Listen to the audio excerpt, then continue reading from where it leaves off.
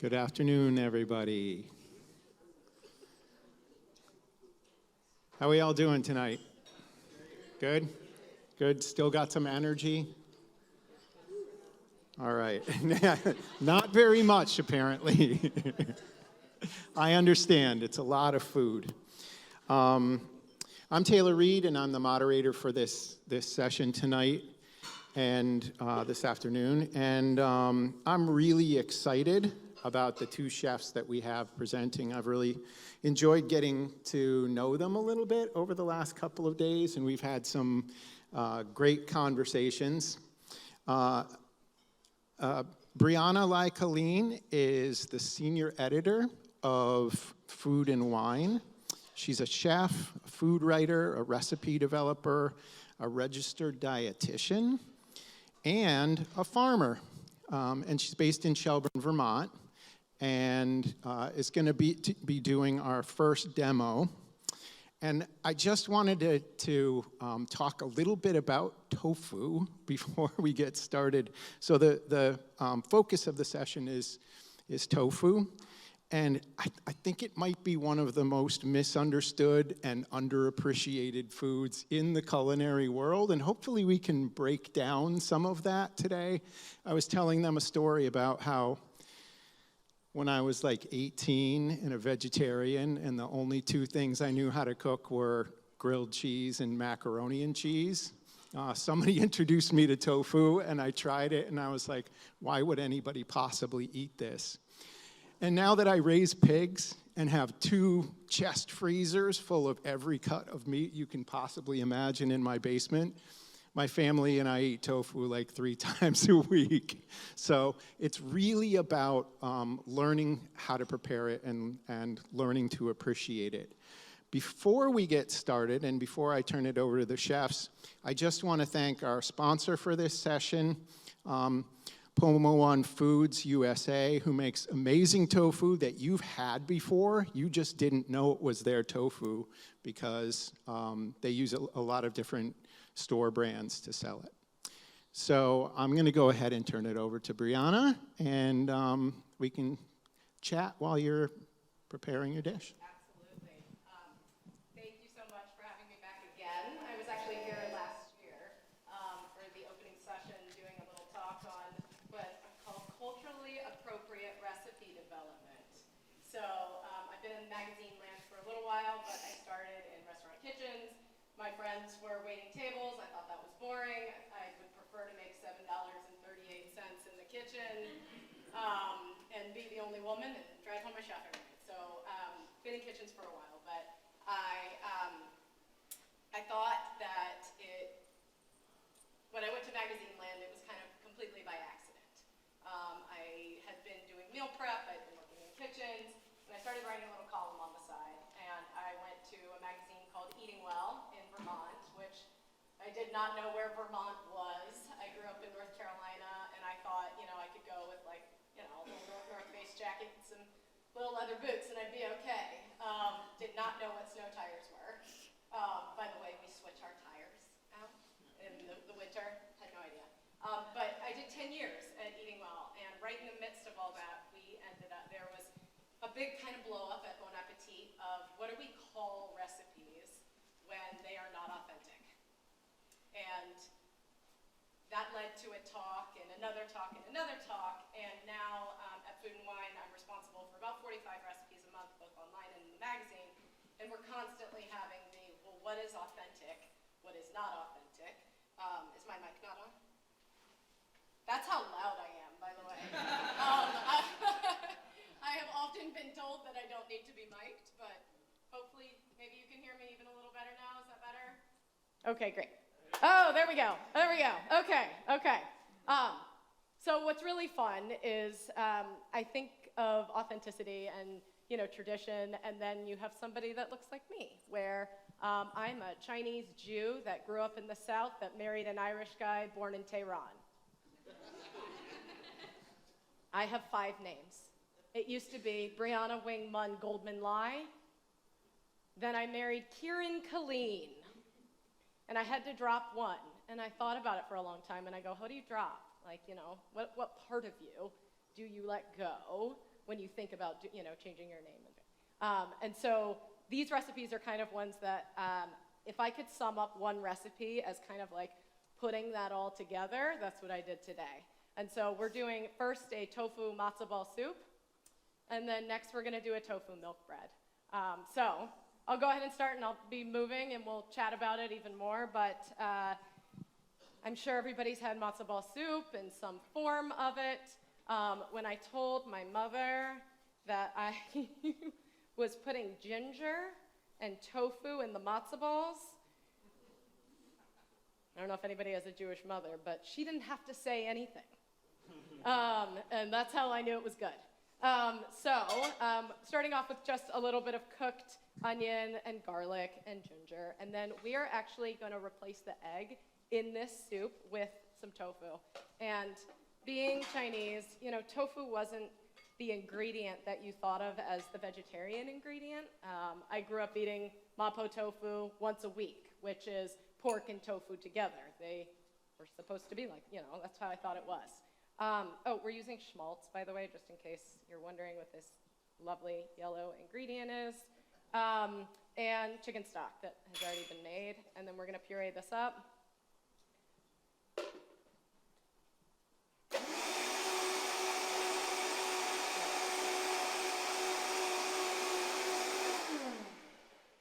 So I live on a farm now, and it's a real farm. We have 20 acres. We produce beef, chicken,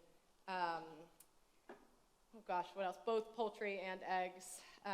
This is our matzo meal. We have a lot of chicken and a lot of chicken parts and a lot of parts that people don't necessarily want. And I use that all the time to make stock. I am that person that at the end of dinner, I will come around and collect all the bones off of everybody's plates.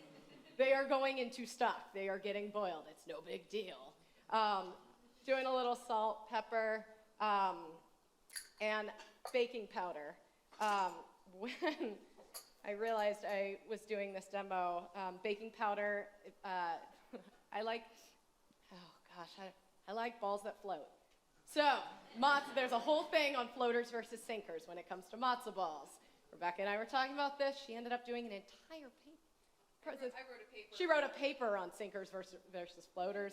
But that is why we are putting baking powder in here, because I like mine that float. By the way, if you're a dietitian too, you talk a lot about sinkers versus floaters and what that means. By the way, that's the number one content in eating well. Everybody always asks me that. It's like the number one food to help you poop, according to a dietitian. So that's a thing too. We're also now adding in our tofu mixture. And we're just gonna mix everybody together. And the most important part here is actually the refrigeration. Matzo doesn't have any leavener in it, so it needs a little while to absorb this liquid. And because we did more liquid necessarily, and we don't have an egg in here, it needs a little bit to rehydrate. Well, not rehydrate, basically to come together. So I preferably like to do this overnight, and because we make our stock, and in order to get that schmaltz, you need to let it sit overnight. I will make the matzo balls at the same time that I'm making the stock, so that the next day you're just forming them into the balls and skimming off that fat so you can still use it. So this is magic. This holds together actually quite well. The most important part here is you want wet hands. I interviewed Martin Yan, the chef Martin Yan. He did Yan Can Cook. He's been cooking forever. He was the first person I ever saw on TV that, looked like me. And I interviewed him for an article for Food and Wine. There is a section of the magazine that they call classics, where they take old recipes and, they modernize them a little bit, but really they just take a new photo. And we all know that, you can't have a recipe without a photo anymore, right? And you can even almost tell when the photo was taken. Was it old school 90s and what's what we call a 3/4 shot, where it looks like this? Is it overhead? Is it coming at, do you have some random thing on this? Thank you. random thing on the side. So I was talking to him about it, and I said, Martin, which, by the way, getting to interview him is very cool. He had just written his 36th cookbook, and he said, I was in Australia, I'm not slowing down. What do you do? Next time you're in San Francisco, come have dim sum with me. Just really active. And I asked him about authenticity. I said, what do you think when people say, oh, is this authentic or is it not? And he said, tomatoes and what was the other one? He said, on avocados. He goes, think of all these ingredients that have traveled all over the world, and now they're ubiquitous in certain cuisines. What makes Chinese cuisine is that we use a wok and we cook on high. And there were very certain things that he talked about, and he said, that's what makes it authentic. And so when he did he did wontons, I said, well, you have to put it to me, a wonton has to go into soup. And he said, no, it doesn't. He said, you could fry a wonton. You can do whatever you want with it. That's why, he goes, I put some chili oil in this. That's from the north. That's from the south. He goes, what's important is that it has pork and shrimp in it. He goes, and things can travel and things can morph. And he goes, I think he said he's 76 or 77 years old. And he goes, I've had to morph. He goes, I can't do what the young people can do anymore. He goes, he goes, I can do hand-pulled noodles, but I like to get a 25-year-old guy who to stand next to me and make me look good while I talk about it. And he goes, and that's what's important. So I'm not going to do all of these, thank you. So then these get boiled. And so there are certain parts of, matzo ball soup and chicken soup in general that to keep this as an authentic recipe or to keep it in any kind of tradition, we made that stock, we roasted those bones, we made it in the way that you would usually make it. We're using the schmaltz. Same with these matzo balls. There are certain techniques that, in order for them to stay together, you've got to have the wet hands. We're actually, when I lower these down in here, I'm going to turn this all the way down. It needs to be at the barest simmer. And like rice, we're going to put the lid right on it, and then we're going to just pray that they don't fall apart. Right? Usually I like to do it with a glass lid so I can actually know, but they don't fall apart because they've been refrigerated overnight, because they had that hydration, because they had that specific step. So we're just going to put these down in here. There is also a thing about size when it comes to matzo balls. Some people like the really just, the one big one. I like them a little bit smaller. I also think that it's a nicer presentation to put them in. They'll puff up a little bit. Again, they have that baking powder in them. And then I'm just going to close them. I'm going to take this off and turn it all the way down. And then after 30 minutes, because they actually do need 30 minutes, and then they will float to the top, but they really need to be cooked all the way through. They are going to look like this. And they're just soft and fluffy. I have put dill and parsley in them and ginger because I think it needs all that flavor. That schmaltz also gives it that flavor. And then that tofu gives it a lightness and a little protein in it as well. It's just really subtle, and it just happens to be just right there. So the next part is our soup. And I'm gonna show it really quickly, and then I have a version of it right here as well. And the soup, we had used carrots and celery in our broth, but just to make it pretty, somebody cut these. We cut these all on a bias just because I think that, and what we've seen with all the other chefs, we eat with our eyes too. If there's no photo, we don't see it. But if it doesn't look good, if it's not enticing, if it's what I call, if it's just the browns, it's like, oh, a little parsley, ooh, we go to the next level. So back with that schmaltz to here. Our carrots, our celery. It's not necessarily traditional to put garlic in, but I put garlic in. It's my soup.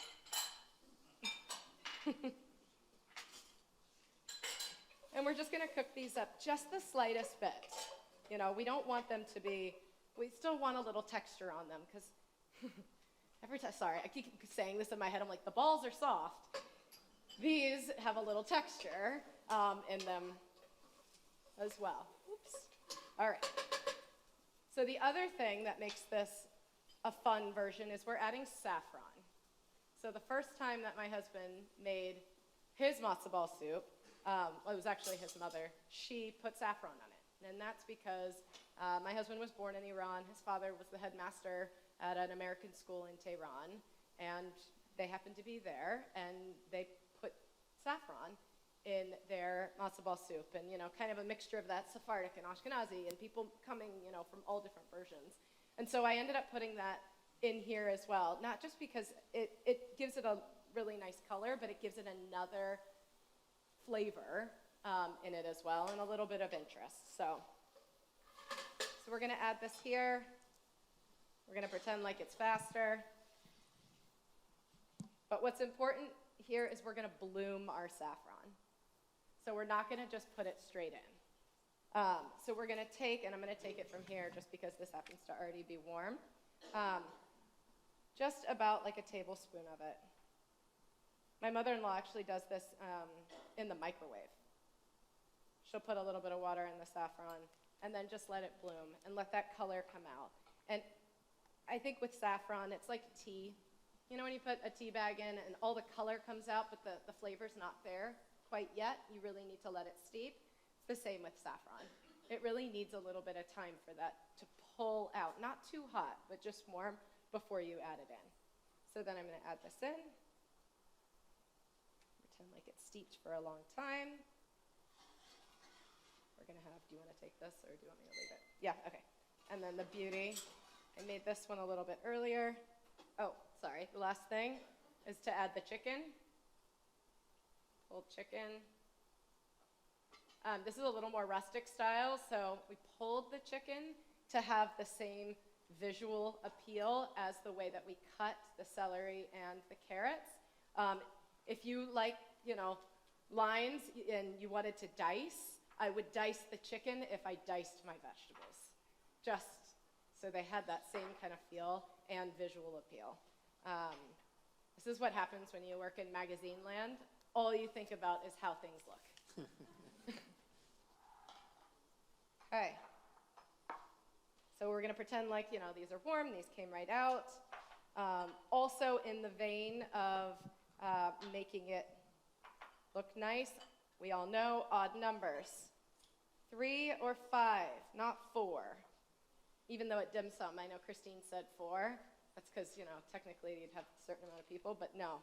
And in big Chinese, all the numbers mean different things.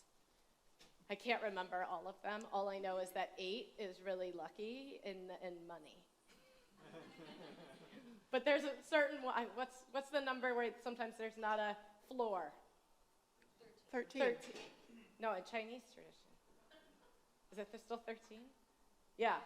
So you go past that. There would still be a 13th floor, but anyway. So 3 here. Or we could do 5 if we were doing a pretty big serving. And then our vegetables, our chicken. Make everybody pretty.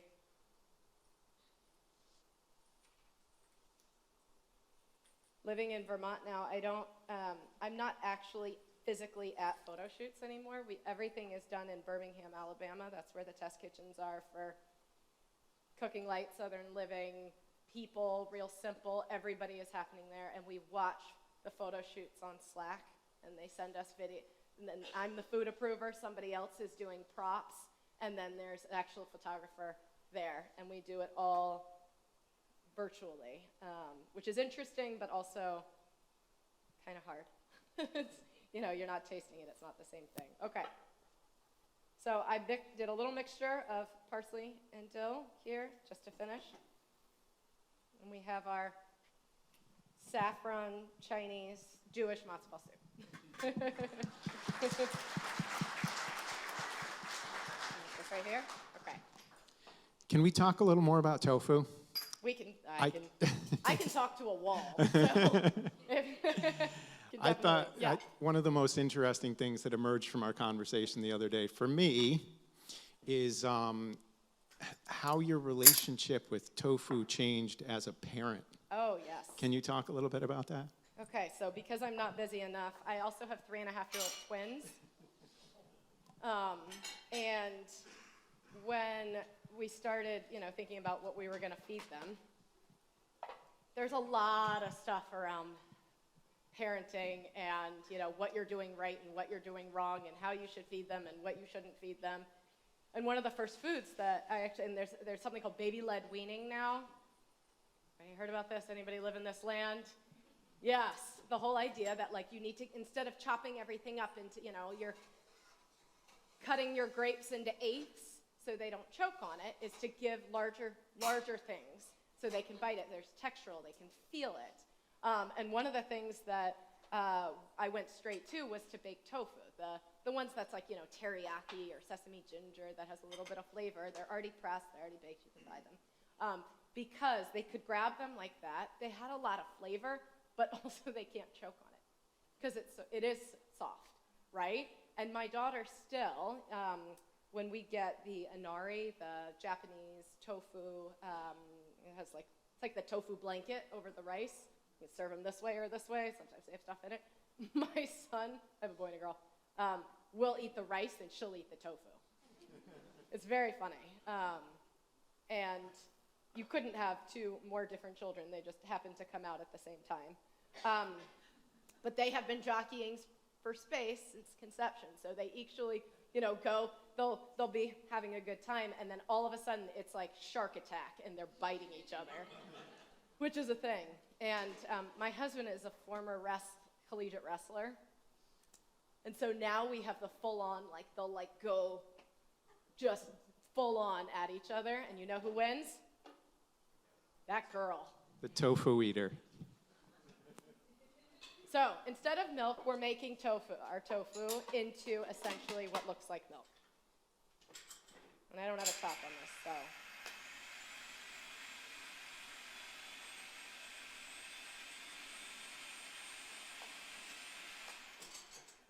Which is quite funny because my son looks exactly like my husband. He just came right out and he has the same large calves. Is a very small person. We're little people, so, you go into school and you see all the really tall kids, and I've got the kids that are 13th percentile for height and 80th for weight. It's good. Oh, so this is our prepared tofu. And this gets separated into a couple different things, so I'm not going to go straight in because I measured it out so I wouldn't have to. But this is essentially it acts just like milk. And so if you're making a regular milk bread, you use milk and butter. I am using tofu and olive oil. The first thing that we're going to make is what's called a tangjong, which is we're going to cook the flour.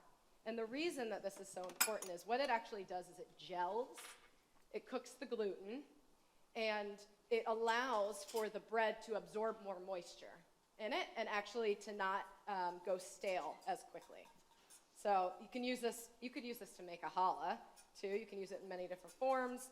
It has a Chinese name only because the person that popularized it was Chinese, but actually it's credited with the Japanese. Sorry? Oh, yep. Okay, I'm moving quicker. So here, we're going to cook this until this basically becomes I'm going to go fast on it, like mashed potatoes. Okay?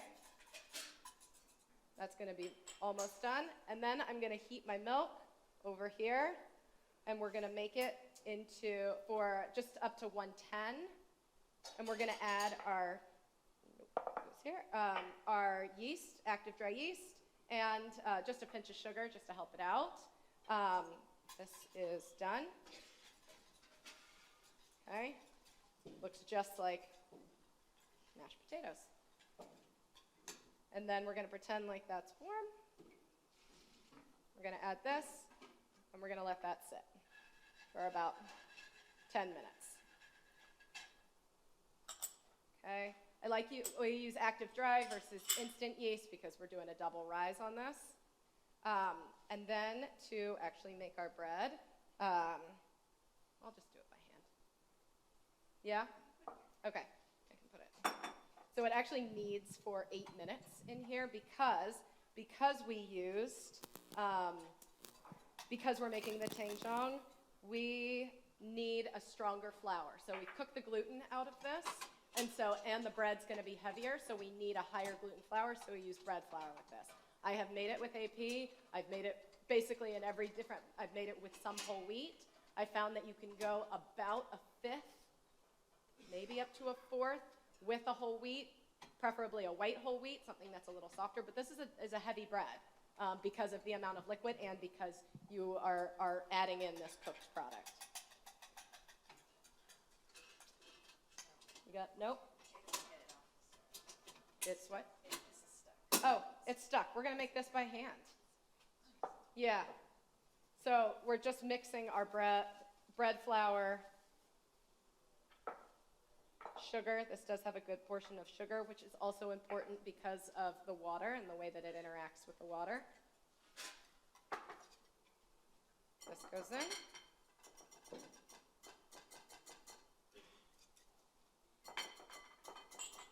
And because I talk too much and I'm running out of time, we're going to move this over here.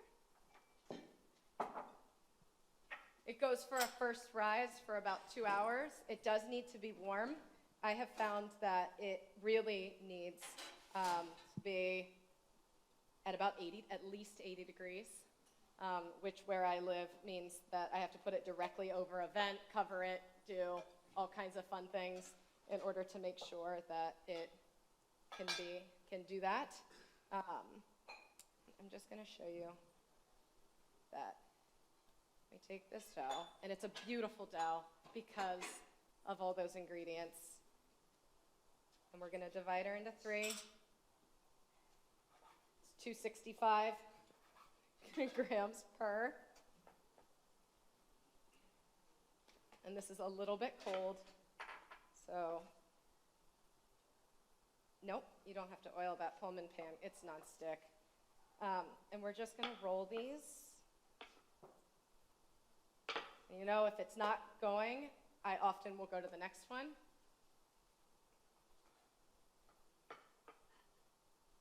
And let it sit for a bit and come back to it, just like pizza dough. Just needs a minute. I'll come back here. Now, you're making this about a 5 by 8. Each one of these. And then to get the beautiful swirl, we're taking this and we're folding this top over, we're folding this bottom over, we're coming here, and we're rolling.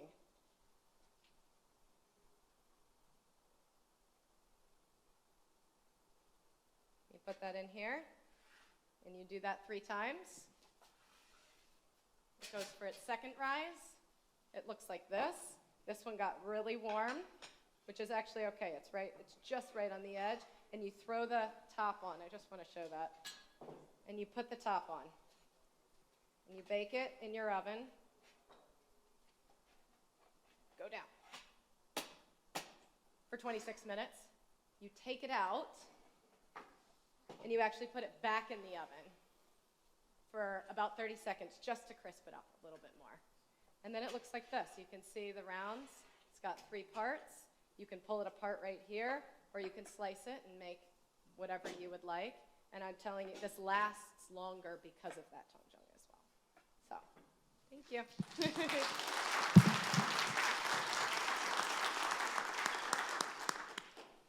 Well, I want to use that bread to make my recipe now. But So I know most of you were in the session earlier, but I just want to introduce Andrea Nguyen again. Andrea is a cookbook author, a freelance writer, an editor, a cooking teacher, and a James Beard Award winner. And she's based in Santa Cruz. And I could with both of these bios, could probably use the rest of the session, so you can read all about it.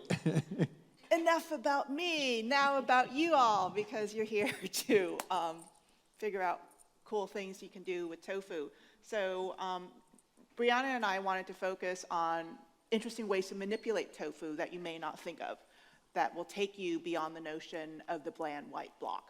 So she whirls it up, you know, to make dumplings and to make bread. What I'm going to do is I'm going to crumble tofu. And so the tofu that I use is a super firm tofu, otherwise known as an extra protein tofu. It's the kind of tofu that you literally can toss around in your hand, and it's like a brick. It's sold with minimal amounts of water in it because it's so dense that you really don't have to worry so much about like bacteria as you would a regular block of tofu that's sold in a tub with water in it. This is also tofu that a lot of people are purchasing according to Poma One, which is the maker of these products. And as Taylor mentioned, Poma One makes a lot of tofu that you may or may not know you purchase. And according to one of their top executives, this is a tofu that people are gravitating towards. Why? Because it has extra nutrition, it's super firm, so theoretically, you can't ruin it. But you know what? People are afraid of breaking tofu. I'm just going to break it on purpose. I'm going to just break it into crumbles, into a size that's approximately the size of like a chili grind, because what I'm going to do is use it to make a mock pork. Because when I was writing my 7th cookbook, Evergreen Vietnamese, I didn't want to use alt meats for a couple of reasons. The first reason is that those products are made out of ingredients that who knows how long those products are going to stick with us. They're also formulated for meatballs and hamburgers and lasagnas and stuff. I make Asian food, you guys. I need pork or ground chicken. And America's just not ready for alt pork. But you can use tofu to do it. And the way you do it is by first crumbling up the tofu. Last night you may have had Poma One's chilaquiles. And this same tofu was crumbled up, left out to dry, and then salted to affect cotija cheese, right? So now we're going to mix this with a little rice flour, and then also a little soy sauce for umami, and then a little bit of a flavor enhancer by way of mushroom seasoning powder. Now, why these things? The rice flour coats the crumbles, and so when you cook the tofu in a skillet, and I'm going to add a little bit of oil to this too, the texture changes and the rice flour hydrates in the natural moisture of the tofu, and also it affects a round texture. Because when you cook ground meat, it's not jagged little edges. It becomes these little round nubbins, right? And so I thought, if I really, really want to manipulate tofu and make people think that, God, it kind of looks like ground meat, but, you know, it's soy-based, I need to make it look like it. And part of the beauty of making vegetarian food, part of the art of it is making it, it's doing the fake, man. That's like the fun part. And if you can use a product that you get out of, you know, off of your supermarket shelves and do this so simply, you know, I don't really need to be looking for an alt ground pork. I can do it myself. And so I've got a non-stick skillet here on medium, heating it up. And you can use soy sauce, you can use the beloved Maggi seasoning sauce, which is a wonderful ingredient that Vietnamese people love, that the French brought, and by way of colonialism, and we use it in banh mi as a signature banh mi flavor. It also adds a meatiness. Bragg's amino acids work. Also, like if you've got vegan fish sauce, which is something that I make at home, and the ingredients are in the book, but it's pineapple juice, kombu, wakame, also Marmite, and MSG and sea salt. So this goes into a skillet, and we just let it go and let it cook. And it cooks on medium heat. And during this process, again, the brown rice flour, and I'm using Bob's red mill. I'm not using Asian rice flour, which is ground a lot finer because the grains have been soaked before they are ground up. So the texture there is almost much more powdery, whereas something that is like Bob's, which is a stone mill product, it is a little more coarse.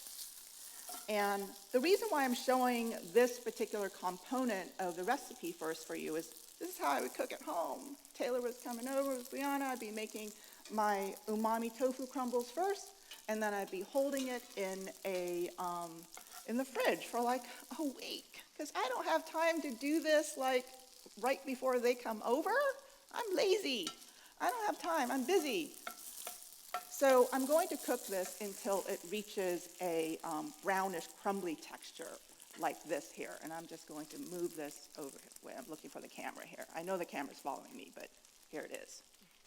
And at this point, because I want to move us along, I am going to take this off because you do not need to watch me stirring something around in a skillet. But you can see the transformation. It's becoming kind of like all fluffy, right? And so I'm just going to take that off. I'm just going to use this skillet if you don't mind. So if we could, thank you. And so to make another part of this particular dish is the topping. So let me back up a little bit to tell you what this dish is. It's banh mi, but not like the sandwich that you would hold in your hand. It is a byproduct of having way too much stale bread, right? So that my mother, when she went from North Vietnam to South Vietnam in 1954, she landed in Saigon, and her family had a little home down an alleyway. And she said people back then didn't travel much, so all these Northerners were going down to South Vietnam, and they're like, yeah, the Southerners make all this like crazy food.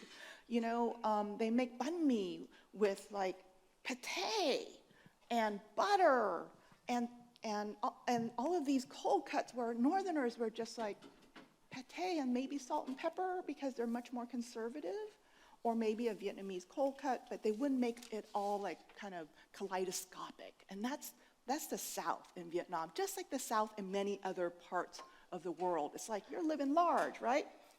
So she said she observed, and this is shallot that I just put in there, she observed a neighbor lady who every single evening would come home with her bicycle with a basket that contained stale baguettes. And in Vietnam, the baguettes are made so that you eat them the day of. And in that tropical humidity, the baguettes would just like soften. She said they were just like turned over like that. But the next morning, that same woman would have taken the baguettes and sliced them up, steamed them, and then put scallion oil on the bread and sold them at the market, the wet market, for breakfast. And people, she said it was like one of the best things she had, and she just really remembered that particular dish. And when we came to America, my mother realized that the French, so-called French bread that we see at our regular supermarket, something like this, that squishy stuff that we poo-poo and we all want to have rustic bread, this squishy stuff was exactly like what she needed to make banh mi and also to make steamed banh mi. And so I grew up eating this stuff, just like with scallion oil for breakfast or an afternoon snack. And later on, when I was traveling and starting to write cookbooks, and I would say to my mom, you know, I went to I was in Seattle, and there was a Vietnamese restaurant up there, and they had steamed banh mi. And I said, And she goes, oh, did they have like the scallion oil? And I go, yeah, they had scallion oil, and then there was a pork topping, and then they had peanuts, and then they had like fried shallot too. And she looked at me and she said, we didn't have that before 1975. And I said, maybe you didn't, but someone else did. So the question then that I'm talking about is authenticity, and what is it? So she was said to me, in Vietnamese, we have this phrase that means, không đúng, that's not right. And when someone says to you, không đúng, that means they are cursing not just you, but your ancestors. So my mom's like, không đúng? And I was like, Mom, you know, people do cook things like different than you do. And it's what they had, and that's what their experience is. And the authenticity is about intention. And I said, and it tasted good. So for those of you who were here during Christine Lau's presentation, she's like, you know, she's mixing up all these cultures. And I put some mushroom in here, plus the tofu. I'm going to add a little black pepper. And a little soy sauce, and a little salt. So you've got to know what you're doing in the kitchen if you're going to be mixing things up, and it's got to make sense, and at the end of the line, it's got to taste good. And so I said to my mom, it works. And I held off in telling her the final thing, which is that the steamed banh mi that I ate was served as a lettuce wrap, which she was horrified by. Because to her, things that were wrapped in lettuce tended to be like the jazza that I made this morning, which are crunchy. She's like, it's soft. And I said, but it's crunchy because there's like this topping of peanuts and fried shallot. And I said, and you still get your scallion oil, Mom? And she's just like, I don't know. And so that was many, many years ago. And at this point, once that the mushrooms have just softened, I'm just going to take that off heat, and the topping's ready. So when I was working on this book, I said to her, you know, this is a Flexitarian cookbook, but I really want to focus on how do we really take things back to the roots of Vietnamese food, but modernize it at the same time. Most of Vietnam's cooking is based upon vegetables. We have a bunch of herbs. We have lettuce. We have tofu. We have rice. And we have bread that's made out of wheat, you know, and scallions and all that. And the meat has always been an accent mark. It is easier to harvest and consume ingredients from the land than to go out and like kill an animal. And then my mom said, yes, you know, and also like if you have a chicken, you're better off with having the chicken lay the eggs rather than consume the chicken itself. Well, of course. So this project of mine to do a Flexitarian book was very intriguing to her, and I bring her up a lot because she's strangely my muse, a 90-year-old woman. And I said to her, look, people all over the world are doing this, Vietnamese cooks, and so let's try it and see what it's like. And you hear about, you know, as we age, we don't change, but she was like, all right. Damning with faint praise, that's what Asian mothers do, and with all mothers. I'm not talking about you, Breana, but anyway, so I was like, I'm going to try this on you. So I made the topping for her, and so we've got the tofu crumbles, we got the mushroom, it's seasoned. You can use, because Flexitarian means you just want to consume a lower quantity of meat, you can use regular fish sauce if you want to, all right? It's all fine. And then the bread is literally steamed. So look how, this is soft, and you want it to be like very, very soft, because the idea is that you're taking this old bread that you've had, and in Vietnam, the bread that is baked with dough conditioners. So for those of you who are in, industry, dough conditioners basically make it for incompetent people like me to turn out beautiful bread. And it's a lot of chemicals, yes. But honestly, bakers in Vietnam, they were using flours that had conditioners of some sort, whether maybe it was vital wheat gluten at some point, but now they're dough conditioners. And that's how they can also turn out breads that are very light, that have a very cottony crumb and a very thin crust.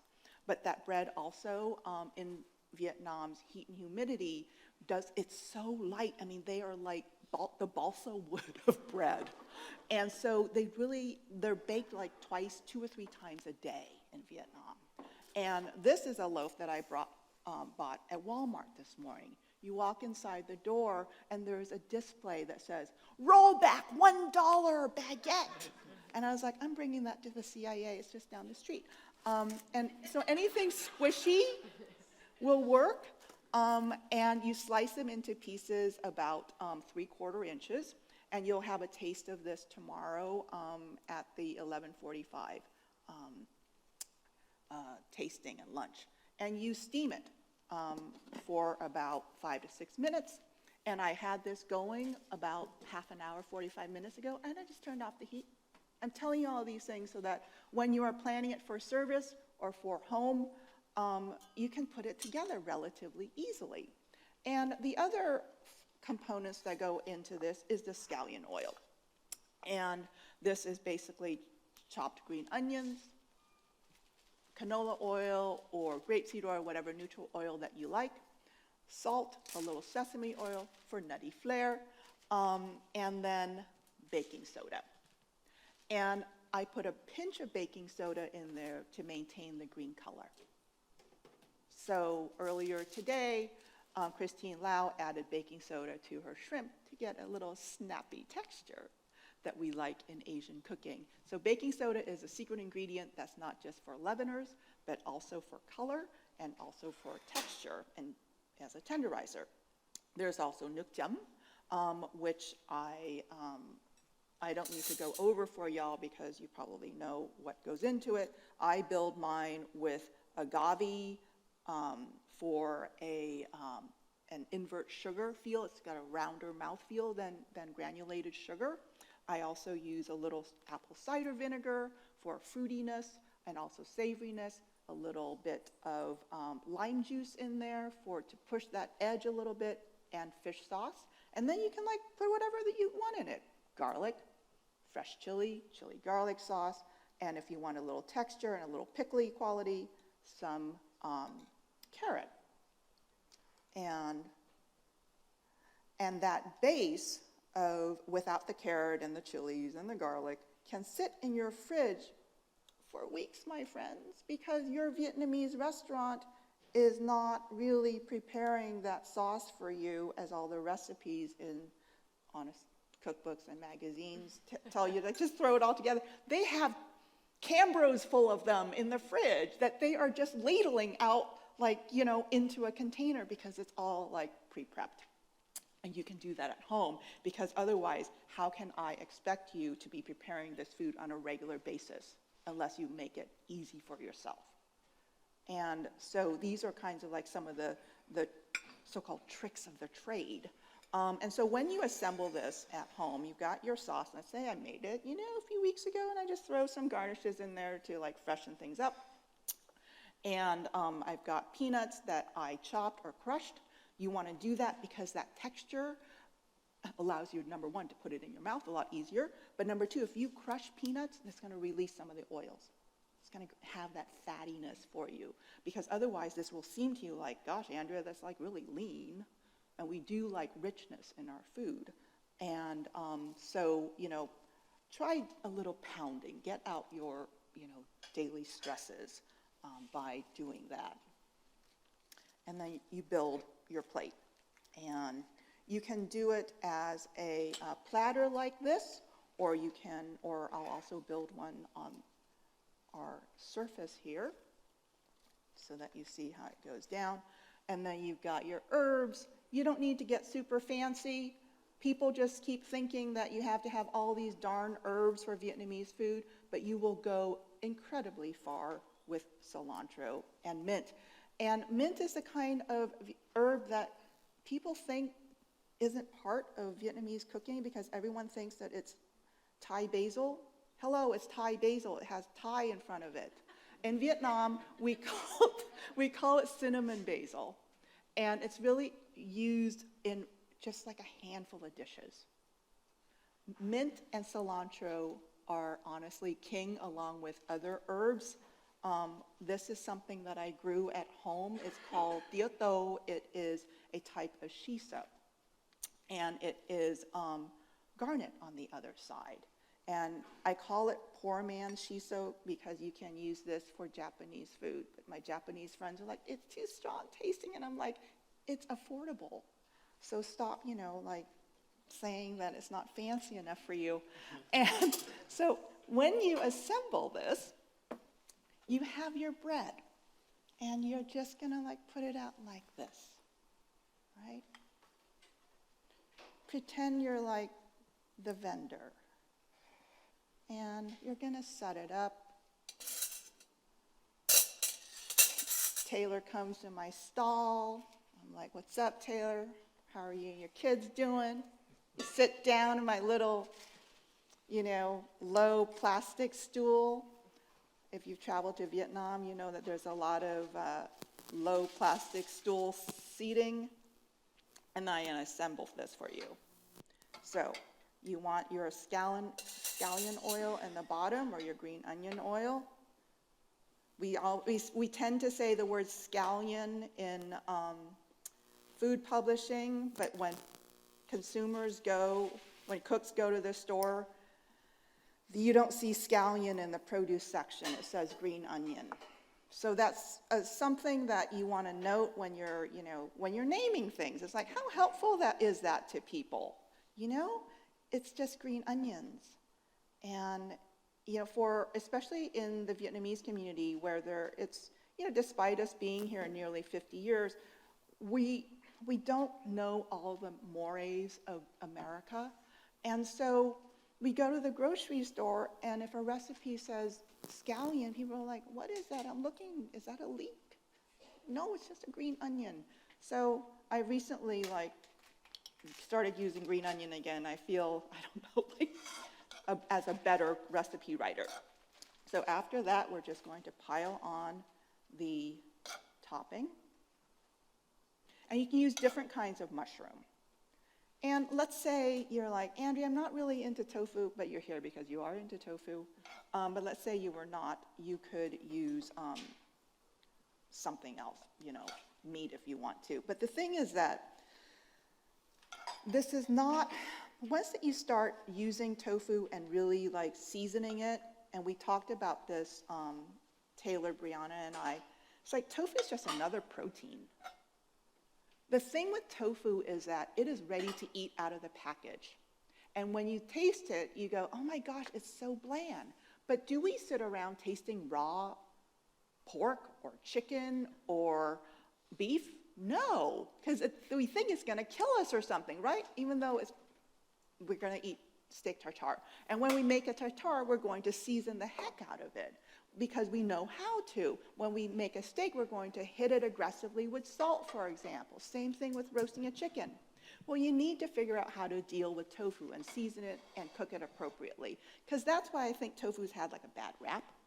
Because people just look at it and they go, I don't know, what am I supposed to do with that?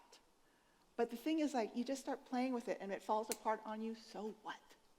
There's always another tofu dish to be made. And then after you do this, you just are going to shower it with your peanuts. And it doesn't have to be neat. In fact, it's kind of sexy when it's a little bit messy. And the peanuts and the fried shallot or fried onions are the crunchies. And to eat this, you would just put one of these guys into a lettuce, grab an herb. And one of the things I have to impress upon you is that herbs and lettuce on Vietnamese food, they are not garnishes, they are flavor. And you want to add as much as you like, and then pick that guy up, dunk it, and then pop it in your mouth. And I even have a minute left if you have a question.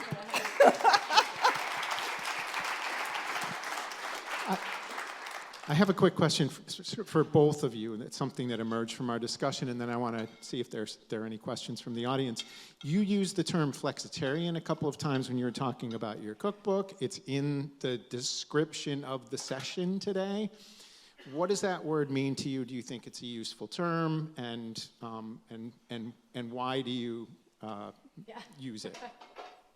So the term flexitarian basically came from flexible vegetarian, put it together, right? The concept being eat less meat, eat more plants, and maybe think about your plate not just from the protein and around, but as a whole, and thinking, you know, okay, there's vegetables here, there's a grain here, or it doesn't have to be, or the concept of, you know, meatless Monday. It's kind of been one of those terms now that's kind of taking hold, but it's very much just a eat less meat, eat more plants. Yeah, and you know, it's a god-awful bad, weird, I mean, spelling it, you know, so practically all the vowels are used, and it's a mouthful to say. And I was talking to Greg Drescher about this last night, and you know, the thing is that for me, in this stage in my life, I want to eat more, I want to double down on vegetables. I don't want to totally give up the meat, but I'm also looking for options to enjoy food that are really closer to my traditions that I feel are exciting. And so the flexitarian food is really traditional eating, right? And if all of us, there's going to be more people who eat meat than who are vegans or vegetarians. And if we can all figure out a way to feel satisfied and consume a little bit less meat, don't have to go whole hog, so to say, and give it all up, it can really be good for our health and for our environment. There's a budget thing as well on our farm. We can't produce a chicken for less than $16. So we butcher on farm, it's $4 just to have the chicken processed, it's $1.50 for the chick itself, and then to raise it, a meat bird is 8 weeks old. And so even at that, it's about $16 and we do have some labor around that. And we sell our birds for anywhere from $28 to $32 a chicken on the farm, honor system. You come in, it's Venmo, and that's really expensive, right? But that's because we pay a wage to our 3 female farmers. That's because we use organic feed, and that's because we are a small sustainable farm and we're not a large production facility. So if you have that, you savor it a little bit more and you make sure you use every part of it and the bones, but then you also can have other protein sources on other days. Yeah, and then you appreciate the meat that you eat. It tastes better. It tastes different. It tastes different. Completely It's so different. bizarre, but you're like, that's like really, really good. People ask what we do to our chickens or our turkeys, and we say nothing. That's the point. They run around, they eat food scraps. You know, we separate our compost. There's chicken compost, and then there's compost. Chickens will eat almost everything.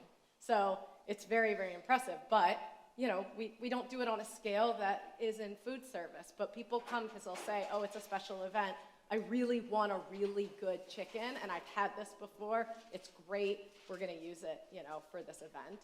And we only produce 1,000 birds a year, so it works out. Yeah. But it's that same concept of if you want to eat meat, maybe eat meat that's a little bit better, where the people who helped raise it actually were paid. But I just want to make a final note is that when my family came to the United States, we looked around and my mother said, look at all this inexpensive meat. Yeah. And she changed our diets. We went from a family that had, let's say we had a meat dish for 7 people. She purchased 10 ounces of meat for 7 people for like a stir fry. And she came to America, she looked around, she said, look at the chicken. Do you know how expensive chicken is in Vietnam? And the pork and seafood all of a sudden costs more. And then we were then eating like roast chicken every single week. My father loved his steak. And then now, nearly 50 years later, after we've been here, and I'm like, Mom, I'm middle-aged. I kind of like to eat more fiber. And it tastes really good, and I feel really healthy now. And my mom's like, yeah, well, that's how we used to eat in Vietnam. All comes back around. It all circles back, you guys, you know, and immigrants, like, we come here and we change our ways and we forget. But we circle back, we return, and then we also move forward. All right, a big hand for our amazing chefs.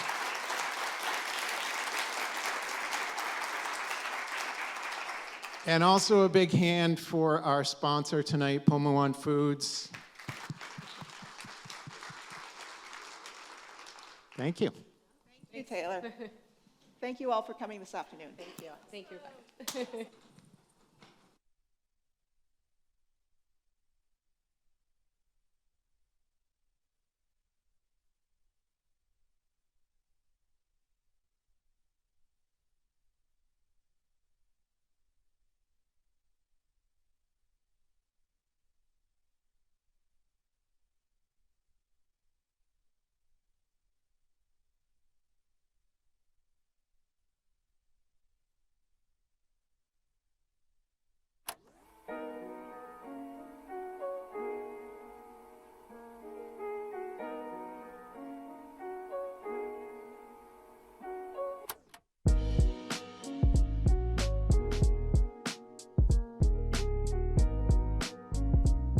Hi, I'm Chef Phil from Pied à Terre Restaurant in Fitzrovia, London. Today we're preparing a white asparagus bavoir with pickled green strawberries, Piedemonte hazelnuts, and lovely nasturtium leaf.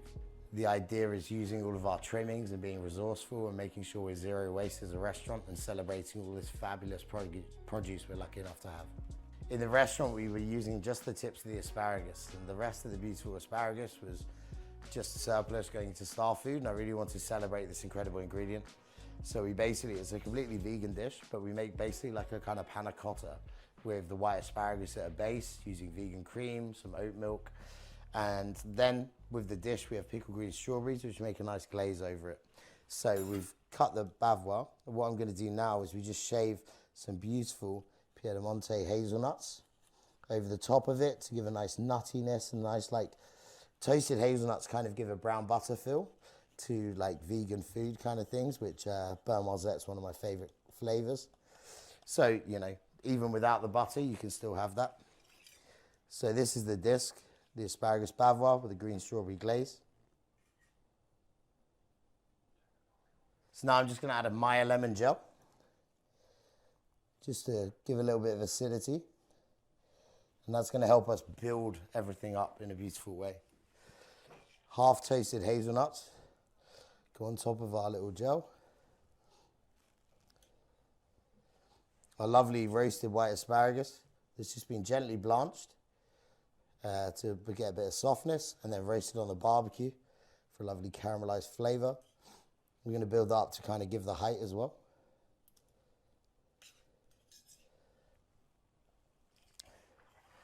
Beautiful pickled green strawberries, which used to be discarded, and because they're not sweet and they're more of a savory product. And we found pickling them to give an amazing acidity, which I believe acidity to be a seasoning of food, just like salt and pepper. And it's got a really firm texture, and it's just also something a bit different and a bit interesting. Finally, we finished that with some beautiful nasturtiums that are grown less than 100 yards from the building. We have an amazing man, and we're working with him to grow different things. We grow sorrels, we grow all of our herbs, because I just kind of got used to it before. And in the end, we end up with a beautiful asparagus bavoir.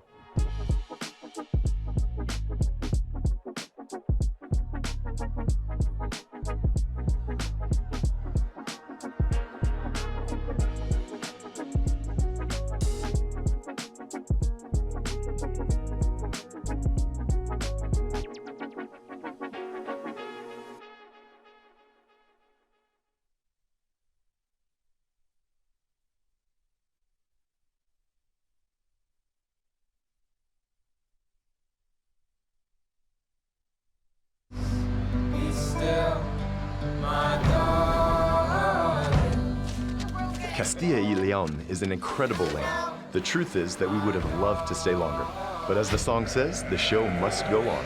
So, off to our next destination, Castilla-La Mancha, land of legends, knights, windmills, Don Quixote de la Mancha, and the award-winning filmmaker Pedro Almodóvar. And of course, the land that gives its name to one of the most iconic sheep milk cheeses in Europe, the PDO Manchego cheese. Want to know how it's produced? Us too. And thanks to Samuel's kindness, we were able to discover it. Samuel gave us a personal visit to one of the most modern and innovative factories in Southern Europe. We toured the different warehouses with him, and we were able to see all the phases of the making of Manchego cheese. We learned that for a cheese to be called Manchego, it must be made with milk from Manchego sheep. In addition, all of them include an embedded casein plate on the back that guarantees traceability. So pay attention to this label. It always has to say Manchego cheese. And also to this one. That's the European logo that recognizes quality products. We also learned that the minimum maturation time for Manchego cheese is 30 days. And we were even able to see the structure that give it that characteristic relief and texture. Do you know what that's called? Fincho. Besides the Manchego cheese, in Europe they have other delicious sheep milk cheeses, like the Castellano The Idiazabal. or the Zamorano. So as they say here, you will never go to bed without learning one more thing. But before going to sleep and ending our third day of our road trip, we were able to taste the incredible Manchego cheeses in an amazing setting.